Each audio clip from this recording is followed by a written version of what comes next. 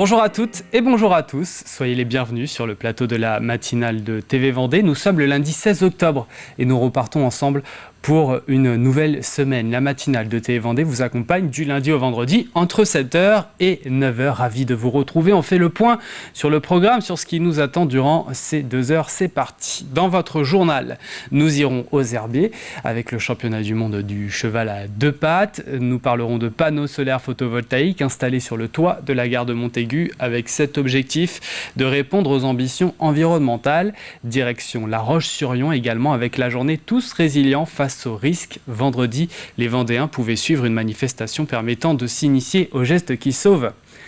Nous parlerons de sport donc dans cette édition avec à 8h45 Alexandre Lenaour qui me rejoindra sur le plateau donc pour faire le point sur l'actualité sportive du week-end. Et qui dit nouvelle semaine dit nouveaux jeux. Nous vous donnons la possibilité de remporter votre lot qui vient de notre partenaire la Maison de l'Océan. Une bougie en cire végétale et parfum naturel d'ambre est à remporter. Pour cela, il faudra répondre correctement à la question. C'est à suivre en toute fin d'édition. Le premier indice donc arrive. Il faudra être attentif et rester avec nous. Avant de développer ces grandes lignes, faisons ensemble un point météo. Un peu de soleil, mais des nuages, surtout ce matin.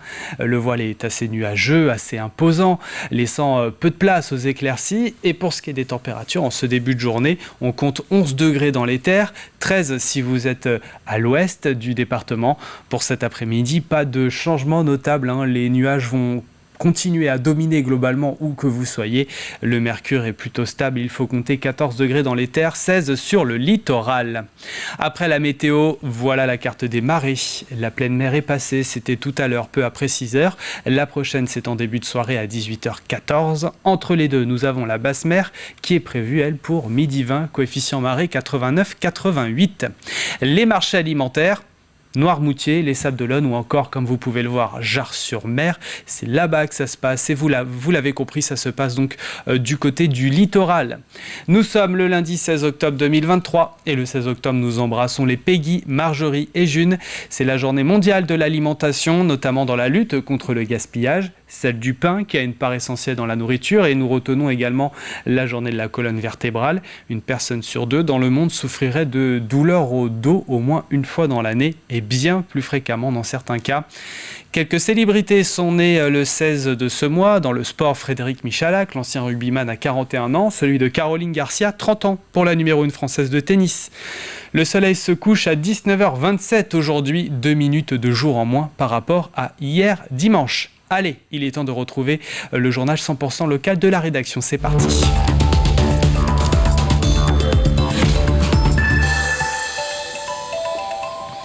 Nous ouvrons ce journal en prenant la direction des herbiers. Vous le savez, nous l'avions évoqué sur TV Vendée, le championnat du monde du cheval à 2 pattes a eu lieu samedi. Inspiré d'un vrai sport finlandais, le rendez-vous a réuni 120 cavaliers à califourchon sur leur cheval bâton, répartis par équipe de 6. Le tout devant 1500 supporters et curieux. Et après Guillaume Canet et Philippe Candeloro, c'est l'animateur et humoriste Éric Antoine qui était le parrain de cette édition 2023. Colline Davy s'y est rendue. Réunissez dans une même salle des chevaux coiffés d'une bigoudaine, un peu de Rabbi Jacob ou de Mireille Mathieu, un maillot de bain ou des paillettes, quelques supporters déjantés, vous obtiendrez un concours totalement absurde et une salle comble. L'ambiance elle est juste incroyable, j'en avais rêvé, c'est fait, voilà, c'est juste, c'est improbable. Je pense qu'on est plus de 2000, peut-être 2500 personnes. Je pense qu'on a explosé tous les compteurs. Et quoi de mieux pour parfaire ce tableau qu'Éric Antoine ? Après Guillaume Canet et Philippe Candeloro, il est le 3e parrain du concours et admire l'atmosphère qu'il engendre. Ça rend heureux. Dans une vie où parfois on a du mal à trouver du sens, quand il n'y a plus de sens, quand l'absurde donne du sens, voilà. Et ça me fait très plaisir. Ça m'impressionne, mais pas d'un point de vue, je dirais, spectaculaire, ça m'impressionne d'un point de vue émotionnel. Et ça, je trouve ça très beau. Je trouve la réunion, les fans qui sont au bout, qui sont comme des fous. Je voyais une petite fille pleurer parce que sa maman était en finale. Et ça m'impressionne. Ça me reste. Ça s'inscrit en moi, tout ça. En fin de journée, 5 équipes se sont affrontées pour les finales, chacune sur une chorégraphie travaillée. Si pour tous l'essentiel est de s'amuser, la compétition n'est parfois pas très loin. On est venu pour ça, pour être champion du monde. On voulait être dans la finale pour pouvoir montrer notre finale, mais c'est vraiment pas de gagner. C'était surtout ça, passer du bon temps et s'amuser quoi. Ouais, ça s'est bien passé, on est content d'avoir... on est content de ce qu'on a fait en tout cas. Au top, c'était une excellence comme rarement on a vu dans le monde équestre, semi-équestre. Et la finale, on l'a très bien préparée. On était un petit peu stressé, un peu d'adrénaline, mais on voulait surtout prendre du plaisir, donner du plaisir à nos supporters, au public. Je pense qu'on a plutôt bien réussi cette mission. Cette année, les champions du monde sont bretons. Le front de libération des bourricots succède aux moustachus. Et bravo aux Bretons pour cette victoire. Plus de 14 élus étaient réunis pour le carrefour des maires de Vendée. C'était vendredi dernier à Fontenay-le-Comte à l'espace Cassin. Cet événement rassemble les édiles du département, mais ils sont aussi invités les adjoints, vice-présidents, maires, délégués, directeurs généraux des services et secrétaires de mairie. Il sert à faire rencontrer les élus dans un cadre convivial, leur permettre d'échanger sur leur mission, les différents dossiers qui les préoccupent le jour. À noter qu'aujourd'hui, à la mi-mandat, certains maires éprouvent de plus en plus de difficultés à assurer leurs fonctions au quotidien. Un mandat particulier où il y a quand même beaucoup de démissions de maires, d'adjoints et de conseillers municipaux, ce qui nous pose question. Donc est-ce que la société a changé? Est-ce que les élus ont changé? Nous sommes mangés par les problèmes de tous les jours qui occupent les maires dans leurs fonctions, les problèmes d'urbanisme, les problèmes de répondre aux questions de nos concitoyens, les services publics. Aujourd'hui, nous avons encore un peu plus de difficultés à emmener nos équipes et à faire comprendre à nos populations que nous sommes là pour eux, pour travailler pour leur territoire et répondre à leurs besoins quotidiens. Revenons dans le nord du département. C'est un chantier dont on parle depuis longtemps déjà. Un peu plus de 1000 m² de panneaux solaires vont être installés sur le parking de la gare de Montaigu-Vendée. Cela est pour répondre aux ambitions environnementales fixées dans le cadre du plan climat-terre d'énergie terre de Montaigu. De l'autre côté de la voie ferrée, le parking sud complétera ces installations. Il accueillera lui aussi 600 m² de panneaux sous forme d'ombrières solaires. Un reportage qui nous est proposé par Colline Davy. Dernier coup de peinture sur le parking de la gare de Montaigu-Vendée. C'est l'élément central d'un projet global qui allie respect de l'environnement et dynamisme économique. Si on veut donner une impression et même créer les conditions pour être une gare de destination, autour de la gare, il ne faut pas des parkings, il faut des services, il faut de l'hôtellerie, il faut par exemple du snacking, il faut des choses comme ça qui fait qu'on vit un quartier de la gare. L'idée, c'est qu'on puisse aussi pour les entreprises locales permettre d'avoir des bureaux pas loin pour des salariés qui voudraient continuer d'habiter Nantes et puis venir tout simplement descendre en gare de Montaigu et venir travailler dans les espaces qui seront disponibles ici. Et pour parfaire la démarche écologique, ce parking gratuit de 500 places promet d'être un véritable pôle multimodal. La première mobilité, c'est celle qu'on évite. Donc si on peut aller à pied d'un endroit à un autre, donc la densité elle est vraiment utile. On pourra par exemple très facilement se garer ici pour aller au cinéma qui est à moins de 5 minutes à pied. Surtout, il est travaillé pour pouvoir avoir naturellement les modes doux en termes de vélo. Il y a un grand parking à vélo qui est prévu. On a déjà commencé, mais il y a encore du travail à faire. Ce projet entre dans le plan climat de l'agglomération qui compte 39 actions. Parmi les enjeux de ce plan, relocaliser la production d'énergie. 1020 m² de panneaux solaires comme ceux-ci seront donc installés ici. Et une nouvelle société a été créée, Terre de Montaigu Énergie. Avec cette société, on est capable d'investir dans des nouveaux projets de toitures photovoltaïques ou d'ombrières sur les parkings. On va pouvoir produire de l'électricité, en même temps investir, nous collectivités, dans la production d'énergie et pas seulement laisser le marché faire. Le parking de la gare devrait ouvrir en décembre. C'est le premier aboutissement concret d'un projet de production d'énergie locale. D'autres vont suivre prochainement. L'objectif est d'en avoir au moins un par commune de l'agglomération. Et oui, ces autres projets d'installation concernent les panneaux photovoltaïques en cours à la mise en place donc, de 1800 m² d'ombrières solaires sur le parking de la Plaine des Sports à la Boissière. C'était une journée qui portait le nom de Tous résilients face au risque. Vendredi, les Vendéens pouvaient suivre une manifestation permettant de s'initier aux gestes qui sauvent. C'était sur la place Napoléon La Roche-sur-Yon. 4 ateliers de 30 minutes chacun étaient proposés. Message d'alerte au secours, prise en charge des personnes inconscientes, massage massage cardiaque externe et hémorragie. Les participants sont repartis avec un diplôme. L'actualité nationale est plutôt malheureuse et une fois de plus, ça nous rappelle à l'ensemble de la population que connaître les bons gestes pour pouvoir secourir une personne est nécessaire et c'est aussi ça la résilience, c'est pouvoir collectivement faire face à une situation difficile.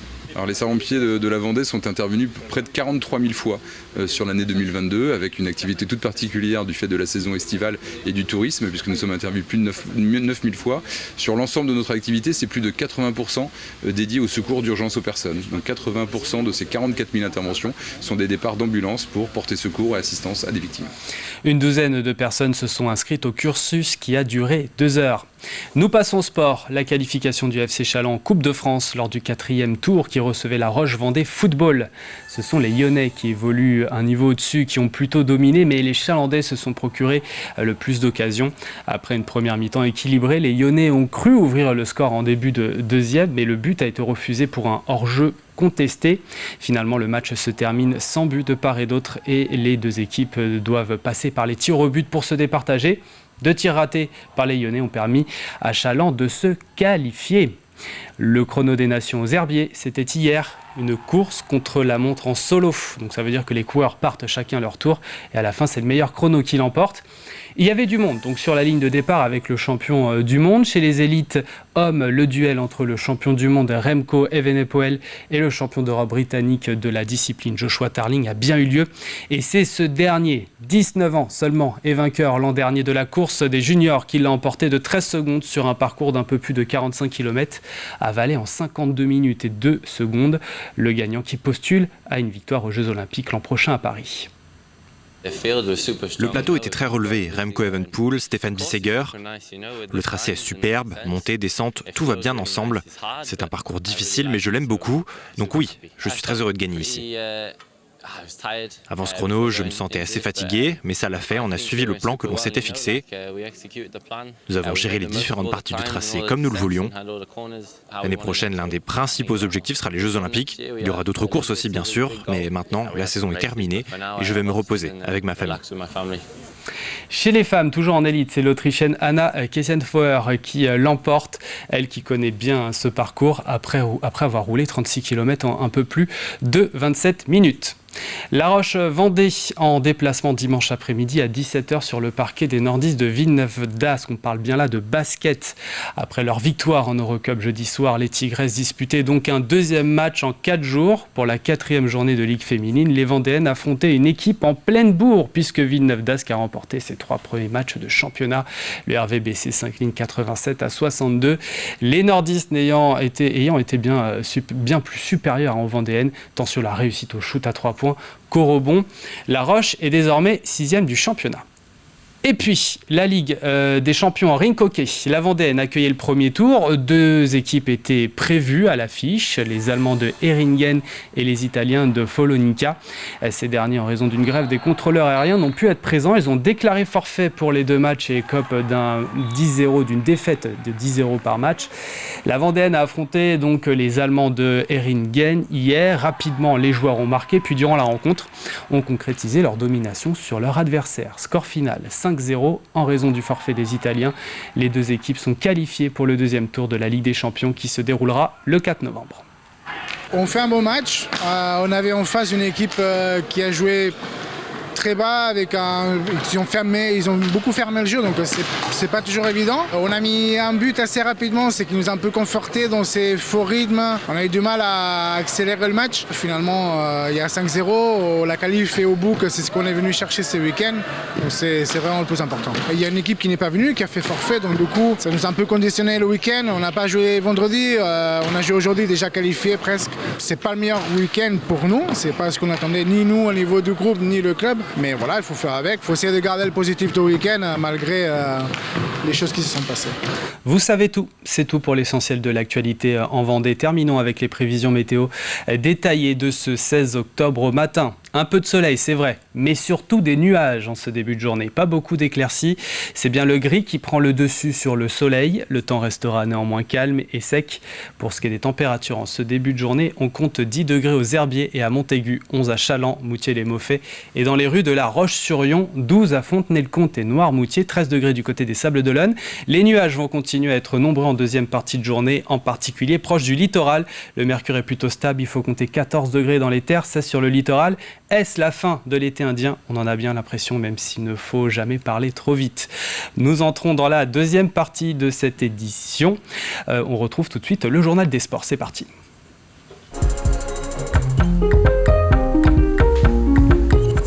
Le journal des sports avec Alexandre Le Naour. Bonjour Alexandre. Bonjour François. Alors pour démarrer ce journal des sports, Alexandre, du cyclisme, on file du côté des Herbiers. Et c'est là-bas qu'avait lieu hier dimanche la 41e édition du Chrono des Nations. C'est bien ça? Exactement, un 41e Chrono des Nations qui était à suivre en direct sur TV Vendée hier après-midi. Vous le savez, c'est l'un des derniers grands rendez-vous de la saison avec tous les spécialistes du contre-la-montre. Les courses étaient lancées depuis 11h avec les cadets, les juniors puis les espoirs. Et chez les femmes, dans la catégorie élite, c'est la championne d'Autriche Anna Keisenhofer que vous voyez ici au départ d'Israël. Première tech Roland qui s'impose sur le tracé de 27 km 300. Elle devance sa compatriote Kristina Schwenberger pour une seconde seulement et l'Ukrainienne Kononenko complète le podium. Et puis enfin, chez les hommes élites, là aussi un plateau très riche, un parcours rallongé de 45 km 430 avec des passages un petit peu partout, vous le savez, Saint-Paul-en-Paré, Le Boupère, Saint-Proux-en-Rochetrejou et Mouchamp. Et c'est le champion d'Europe que l'on voit à l'image, Joshua Tarling, qui s'impose devant le champion du monde belge, Remco Evenepoel. 13 secondes d'avance pour le Britannique, vainqueur chez les juniors l'an passé, qui remporte donc le Chrono des Nations Élite 2023. Le Suisse Stéphane Bissegger prend lui la 3e place. Le champion de France, Rémi Cavagna, termine au pied du podium. Et bien Cédric Manet est allé retrouver les vainqueurs de ce 41e chrono, le Britannique Joshua Tarling, suivi de l'Autrichienne Anna Keisenhofer. Le plateau était très relevé, Remco Evenepoel, Stéphane Bissegger. Le tracé est superbe, montée, descente, tout va bien ensemble. C'est un parcours difficile mais je l'aime beaucoup, donc oui, je suis très heureux de gagner ici. Avant ce chrono, je me sentais assez fatigué, mais ça l'a fait, on a suivi le plan que l'on s'était fixé. Nous avons géré les différentes parties du tracé comme nous le voulions. L'année prochaine, l'un des principaux objectifs sera les Jeux Olympiques. Il y aura d'autres courses aussi, bien sûr, mais maintenant, la saison est terminée et je vais me reposer avec ma famille. C'était dur comme toujours, mais à la fin de gagner ici, c'est une magnifique récompense. J'avais de bonnes jambes et aussi mentalement, j'étais vraiment prête à souffrir. Et après, on lutte pour chaque seconde. J'en étais consciente que c'était sérieux, même si je ne savais pas exactement l'écart. Et voilà, j'ai tout donné et ouais, je suis vraiment contente d'avoir terminé la saison comme ça. Pour moi, c'est une course importante, donc aussi les dernières semaines, je me suis entraînée pour ce Chrono des Nations et du coup aussi la motivation, évidemment, elle était très élevée.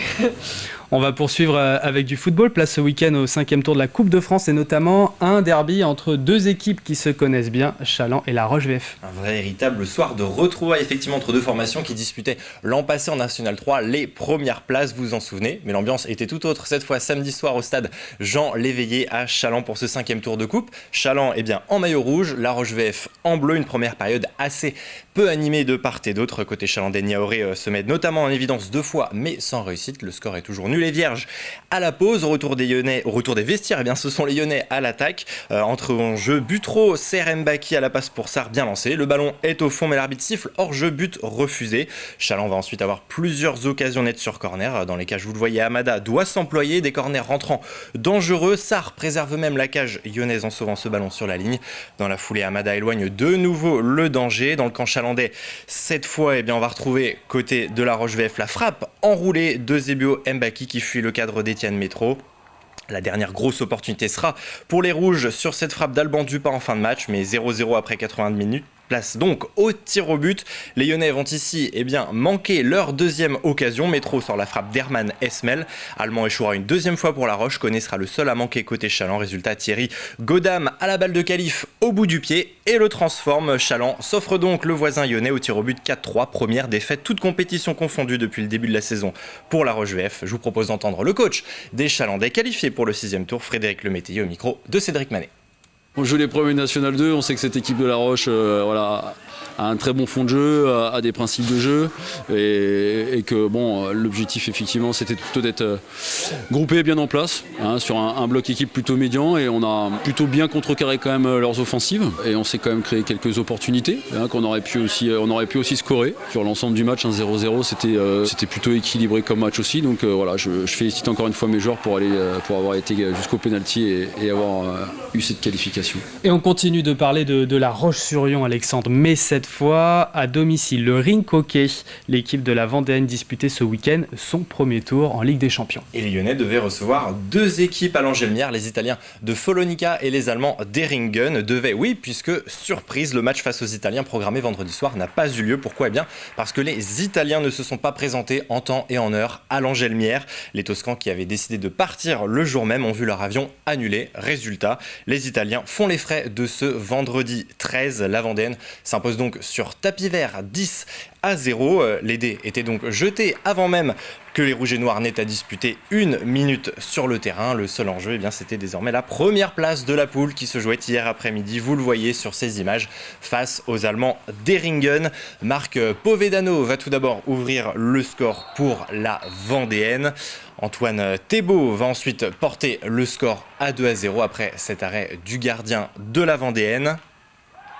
Benjamin Puentes inscrira même un troisième but dans cette première période. À la mi-temps, la Vendéenne est devant assez largement, 3-0 au cours de la deuxième période. Marc Povedano va inscrire un doublé, cela fait 4-0. Benjamin Puentes ira lui aussi s'offrir un doublé sur un dernier but en fin de match. Une victoire nette 5-0. La Vendéenne termine donc première de sa poule et passe sans encombre ce premier tour préliminaire de Ligue des Champions. Prochain rendez-vous européen, ce sera début novembre pour les joueurs de Marc Salicru, l'entraîneur de la Vendéenne que l'on écoute au micro de Daniel Lelanne. On fait un bon match. On avait en face une équipe qui a joué très bas, ils ont beaucoup fermé le jeu, donc c'est pas toujours évident. Après, on a mis un but assez rapidement, c'est qui nous a un peu conforté dans ces faux rythmes. On a eu du mal à accélérer le match, mais voilà, finalement, il y a 5-0. La qualif est au bout, que c'est ce qu'on est venu chercher ce week-end. Donc c'est vraiment le plus important. Et pour terminer le journal des sports du jour, Alexandre, on quitte les parquets pour retrouver la glace. Deuxième journée de division 2 de hockey sur glace. La Roche accueillait Colmar. Tout à fait, François. L'équipe du Hockey que l'on avait laissé l'an dernier championne de Détroit, vainqueur à l'extérieur la semaine dernière. Bien, le hockey glace lyonnais avait rendez-vous pour la première à la maison en D2. Et mieux valait-il être à l'heure au complexe Arago de la Roche-sur-Yon samedi soir, car tout s'est joué en début de rencontre. Vous le voyez, coup d'envoi, le Hockey maillot noir et rouge, Colmar en blanc. Première possession pour les Lyonnais, un palais perdu par la défense colmarienne. Andrew Donald ne fait aucun cadeau. Le buteur maison ouvre la marque après moins de 15 secondes de jeu. Les visiteurs ont à peine le temps de retrouver leur marque que le Hockey repart de l'avant. Côté gauche, Bohus Farkazowski tente sa chance et marque superbement. Les Lyonnais doublent la mise sur l'engagement et mènent déjà 2-0 après moins d'une minute de jeu. Les débats vont ensuite nettement se rééquilibrer, même si le Hockey reste dominateur. Colmar va se créer plusieurs occasions, mais sans parvenir à trouver la faille dans la défense vendéenne. Tout se sera finalement joué dans les premières secondes de la partie. Victoire 2-0, suffisant pour le Hockey qui prend les 3 points et la tête du championnat 2 D2. Succès certes, mais tout n'a pas été parfait. Selon le coach des Lyonnais, Juraj Oselka, on le retrouve interrogé par Daniel Lelanne à l'issue de cette rencontre. Elle a commencé très bien pour nous, 12-0 déjà quasiment en première minute de match. Et après on a tombé dans les facilités, on n'a pas joué, on n'était pas appliqué. C'est vrai qu'on n'était pas mauvais non plus, on était dominant, mais pas jusqu'au bout d'action. On s'est arrêté, on n'a pas fait de bons choix sur la glace, donc il y a des choses à voir. On a pas mal de jeunes joueurs, donc c'est normal aussi que ça, mais on va travailler là-dessus pour qu'on évite ça justement. Merci Alexandre, c'est tout pour ce journal des sports, mais le sport se poursuit ce soir sur Télé Vendée. Exactement, vous savez tout François, rendez-vous comme d'habitude tous les lundis à partir de 18h45 pour 85 chrono avec toutes les autres images, résultats et classements de ce week-end sportif vendéen. Merci Alexandre, on retrouve le jeu tout de suite.